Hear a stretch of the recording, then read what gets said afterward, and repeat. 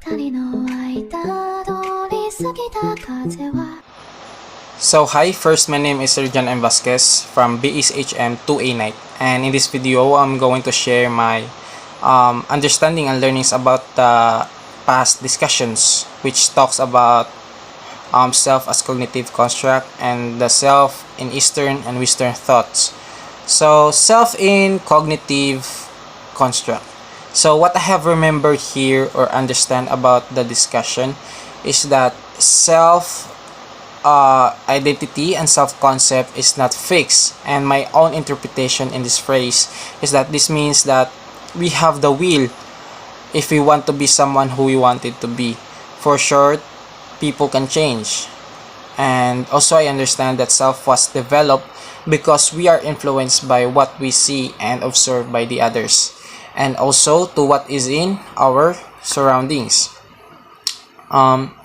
For example, a kid who grew up in a very religious family, so there is a higher chance that he will adapt and grow also as a religious person. So, but as what I have said, the self-identity and concept is not fixed, so we can always decide how we wanted to be or who we wanted to be.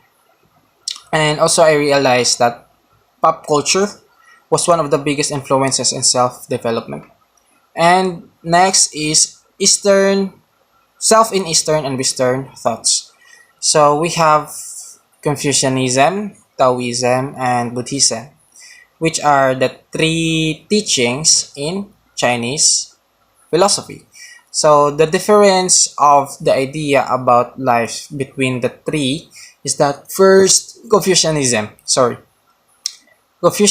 is more like self-subdued, and the only purpose of self for them was to achieve something, provide, and fulfill the obligations to the group or the society.